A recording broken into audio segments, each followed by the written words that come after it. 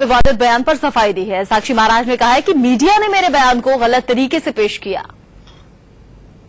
वोटों के कारण हिंदू मुसलमान सिख ईसाई को बांटते रहते हैं, उनका कब्रिस्तान अलग, उनका शमशान अलग। मेरा कहना यह है कि एक ही होना चाहिए।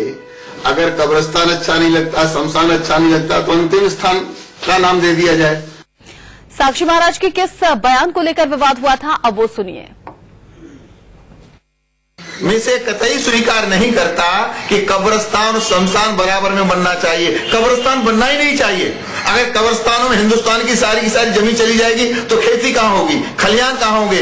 विश्व में जितने भी इस्लामिक देश हैं वहाँ किसी भी प्रकार से कोई कब्रिस्तान होता ही नहीं है, वहाँ तो जलाया जाता है। और हम साधु सन्यासी करीब 3.5 करोड़ साधु सन्यासी सारे देश में हैं। हम साधु सन्यासियों में भी परंपरा गाड़ने की है, जलाने की नहीं है। पर मैं यह चाहता हूं, मेरी इच्छा यह है, मोदी से ये निवेदन करना चाहता हूं, शमशान एक हो।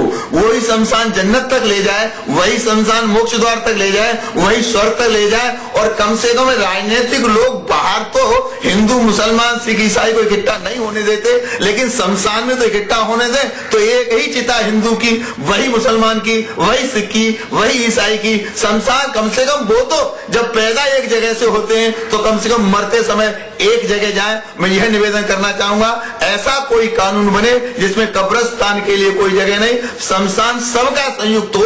और सबका संयुक्त अगर शमशान होगा तो मुझे लगता है इसके परिणाम अच्छे निकल के आएंगे।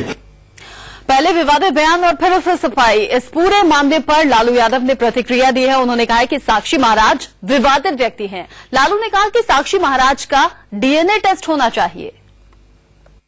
साक्षी महाराज का चरित्र ठीक नहीं है। कई एक रेप कांड में वो साक्षी महाराज है, जड़ी बूटी देता है।